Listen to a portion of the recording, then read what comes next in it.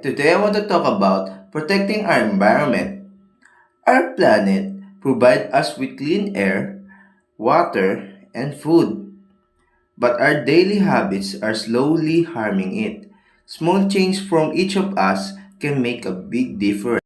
The major problem we face is pollution. Plastic waste, smoke, and improper trash disposal damage nature and negatively affect our health. Many people think that change has to be something big, but even simple action can already help. You can start by reducing your plastic use, bringing reusable bags and bottles, and throwing trash into the proper bins. You can also save electricity by turning off lights and unplugging devices when they are not in use. Conserve water by avoiding letting taps run for too long. Planting trees and taking care of plants also help improve the air and our surroundings. When more people practice these habits every day, the impact becomes greater.